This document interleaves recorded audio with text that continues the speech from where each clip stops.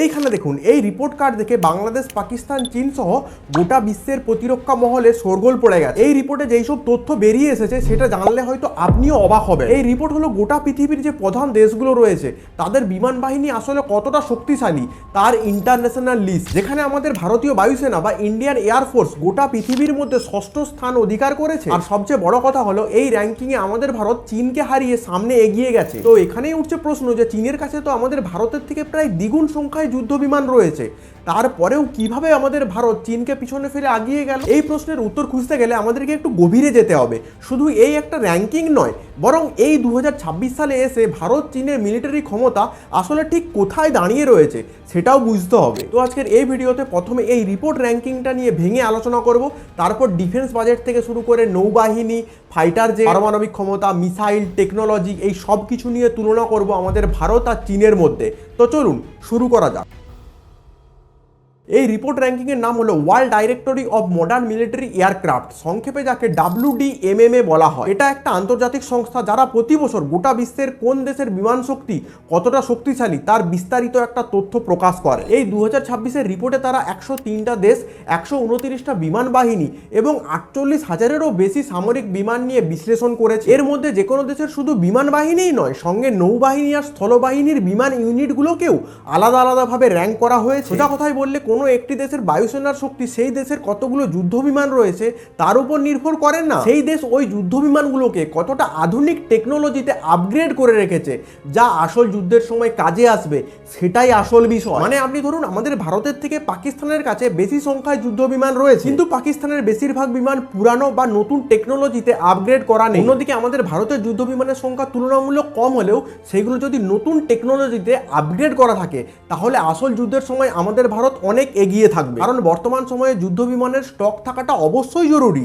কিন্তু সবথেকে গুরুত্বপূর্ণ জিনিসটা হলো টেকনোলজি। এই যুদ্ধ বিমানের টেকনোলজি যত উন্নত সেই যুদ্ধ বিমান ততটা ভয়ঙ্কর, ততই শক্তিশালী। আর এই মাপকাঠিতে আমাদের ভারতীয় বায়ুসেনা গোটা বিশ্বের মধ্যে ষষ্ঠ স্থান অধিকার করেছে 69.4 TVR স্কোর নিয়ে। সেখানে চীনের বায়ুসেনা পেয়েছে 63.8 TVR স্কোর। কিন্তু আপনি যদি সংখ্যার দিকে তাকান তাহলে চীনের কাছে রয়েছে প্রায় 3733টা যুদ্ধ বিমান, সেখানে আমাদের ভারতের কাছে রয়েছে 1716টা। আর এখানেই আসছে আসল টুইস্ট যে আমাদের ভারত কিভাবে এগিয়ে গেল। এটা নিয়ে আমি একটু পরেই বিস্তারিত আলোচনা শুরু করছি, কিন্তু তার আগে দেখে নেওয়া যাক বাংলাদেশ, পাকিস্তান আর আমেরিকা ঠিক কোথায় দাঁড়িয়ে রয়েছে। এই লিস্টের একদম উপরে রয়েছে আমেরিকার আসল বায়ুসেনা, তারপর আমেরিকার নৌসেনার বিমান বাহিনী, আর তৃতীয় স্থানে আসছে রাশিয়ার বায়ুসেনা, তারপর আবার আমেরিকার স্থলসেনার বিমান বাহিনী। এখানে যদি শুধু বায়ুসেনার বিমান বাহিনীকে আলাদা করে দেখা যায় তাহলে আমাদের ভারত তৃতীয় স্থানে রয়েছে। ব্যাপারটা বুঝতে পারছেন তো? আমাদের ভারতীয় নৌবাহিনীরাও যুদ্ধ বিমান ব্যবহার করে, আবার স্থলবাহিনীরাও যুদ্ধ বিমান ব্যবহার করে, কিন্তু আসল বিমান বাহিনী তারা হলো ইন্ডিয়ান এয়ারফোর্স,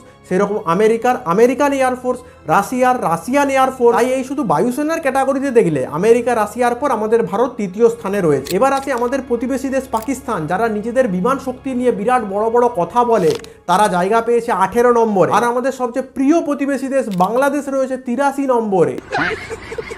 এই র্যাঙ্কিং নিয়ে চীনের কর্মকর্তারা নানা রকম কথা বলতে শুরু করেছে। তারা বলছে কোনো দেশের সামরিক শক্তি শুধু কাগজ কলমে নয়, বাস্তবে যুদ্ধ করার ক্ষমতা দিয়ে বিচার করা উচিত। আসলে চীনকে পিছনে ফেলে আমাদের ভারত এই র্যাঙ্কিংয়ে সামনে এগিয়ে গেছে বলেই চীন এত প্রশ্ন উঠাচ্ছে। যদি এই র্যাঙ্কিংয়ে চীন আমাদের ভারতের থেকে এগিয়ে থাকতো তাহলে হয়তো কোনো প্রশ্নই উঠতো না। সোজা কথায় এই র্যাঙ্ক দেখে এটাই বোঝা যায় যে আমাদের ভারত কম যুদ্ধ বিমান নিয়েও সেগুলোকে আপগ্রেড করে, সেগুলোর টেকনোলজিকে উন্নত করে এই বিমান শক্তির ভারসাম্য খুব সুন্দরভাবে বজায় রেখেছে। আর এটা আমাদের সকল ভারতবাসীর জন্য খুবই একটা প্রশংসার বিষয়। সবই ঠিক আছে, কিন্তু এই একটা র্যাঙ্কিং দিয়ে কোনো একটা দেশের পুরো সামরিক শক্তির তো বিচার করা যায় না, কারণ যুদ্ধ শুধু আকাশে হয় না। আর এখানেই ভারত আর চীনের মধ্যে ছবিটা অনেক জটিল হয়ে পড়ে। তাই এই কাগজ কলমের র্যাঙ্কে একটু সরিয়ে রেখে এইবার দেখা যাক যে 2026 সালে এসে ভারত চীনের পুরো সামরিক শক্তি কোথায় দাঁড়িয়ে রয়েছে।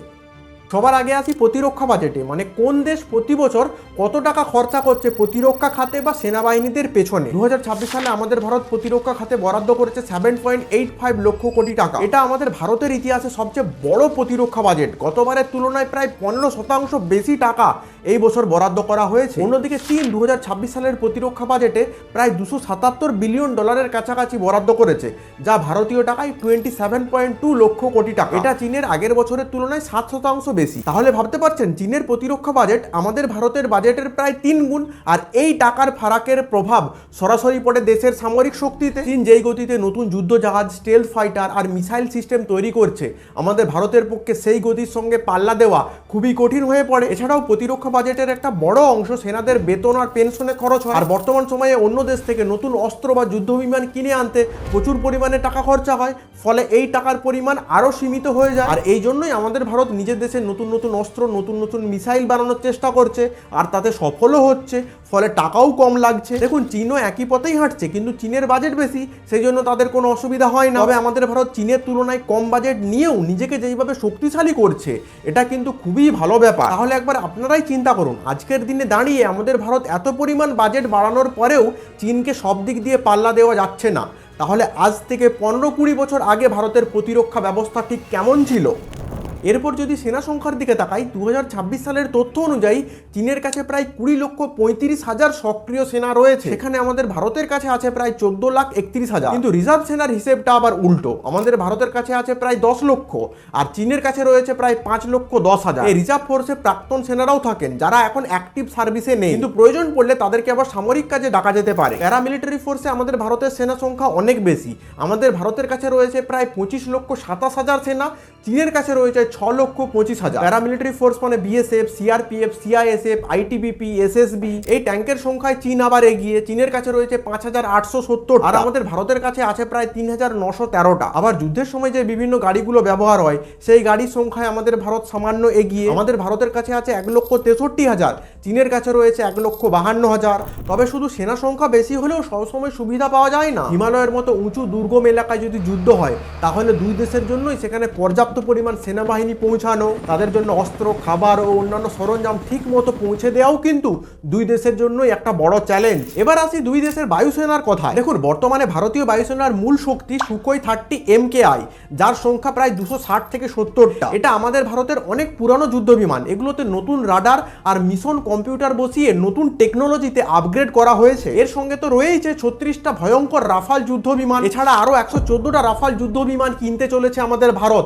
ফ্রান্সের থেকে। তবে আমাদের ভারত 2025 সালে MiG-21 যুদ্ধ বিমানকে পুরোপুরি অবসরে পাঠিয়ে তার বদলে তেজস মার্ক 1A যুদ্ধ বিমানকে ভারতীয় বায়ুসেনায় সামিল করেছে। অন্যদিকে চীনের শক্তিশালী যুদ্ধ বিমানের কথা যদি বলি, চীনের হাতে রয়েছে J-20, J-35 এর মতো স্টেলথ ফাইটার জেট। এর পাশাপাশি J-16, J-15 এর মতো মাল্টিরোল যুদ্ধ বিমানও রয়েছে। আর এই সব যুদ্ধ বিমানের স্টক চীন খুব দ্রুত গতিতে বাড়িয়ে চলেছে, ফলে এখানেই দুই দেশের পার্থক্যটা সামান্য বেড়ে যায়। দেখুন চীনের কাছে অলরেডি দুই ধরনের স্টেলথ ফাইটার জেট রয়েছে, J-20 আর J-35।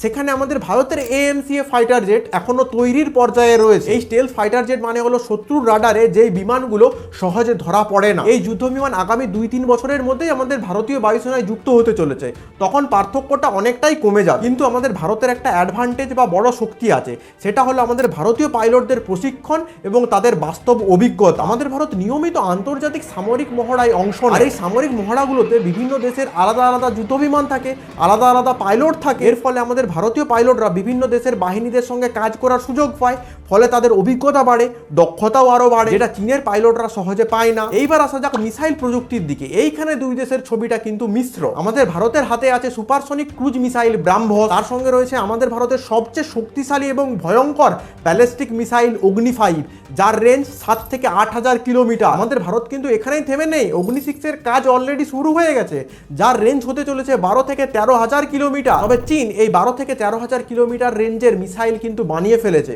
যার নাম DF-41। এর সঙ্গে চীনের হাতে রয়েছে DF-17 হাইপারসনিক মিসাইল।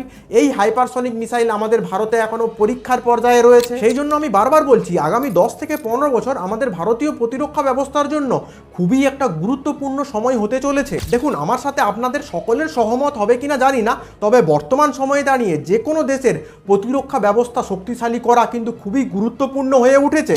এবার আসি দুই দেশের নৌশক্তিতে। চীনের কাছে প্রায় 841টা যুদ্ধ জাহাজ রয়েছে, সেখানে আমাদের ভারতের কাছে প্রায় 343টা যুদ্ধ জাহাজ রয়েছে। আর এয়ারক্রাফট ক্যারিয়ার মানে সমুদ্রে যেই জাহাজের ওপর যুদ্ধ বিমান ওঠানামা করে সেইটা রয়েছে চীনের 3টে, আমাদের ভারতের 2টো। একটা আইএনএস বিক্রমাদিত্য আর একটা আইএনএস বিক্রান্ত। সাবমেরিনের সংখ্যায় চীনের 61টা, ভারতের 18টা। এই অস্ত্রের সংখ্যায় চীন এগিয়ে থাকলেও একটা গুরুত্বপূর্ণ জিনিস কিন্তু মাথায় রাখতে হবে, চীনের নৌবাহিনীকে দক্ষিণ চীন সাগর থেকে শুরু করে প্রশান্ত মহাসাগরের বিরাট বড় এলাকা পাহারা দিতে হয়। তার উপর তাইওয়ানের সঙ্গে উত্তেজনার কারণে চীনের নৌবাহিনীর একটা বড় অংশ ওই দিকেই ব্যস্ত থাকে। অন্যদিকে চীনের তুলনায় আমাদের ভারতের নৌবাহিনী ছোট হলেও আমাদের ভারতের হাতে অ্যাডভান্টেজ আছে ভারত মহাসাগরে। ভারত মহাসাগরের এই সমুদ্র পথ দিয়েই বিশ্বের সমস্ত বড় বড় বাণিজ্য জাহাজগুলো চলাচল করে। দেখুন, চীনের কাছে হয়তো অস্ত্রের সংখ্যা বেশি থাকতে পারে, কিন্তু অবস্থান অনুযায়ী আমাদের ভারতের হাতেও কিন্তু কম কিছু নেই। পারমাণবিক শক্তির কথা যদি বলি, 2026 সালের SIPRI এর রিপোর্ট অনুযায়ী আমাদের ভারতের কাছে 190টা পারমাণবিক বিস্ফোরক রয়েছে। এর মধ্যে 12টা একদম প্রস্তুত অবস্থায় রয়েছে আর বাকি 178টা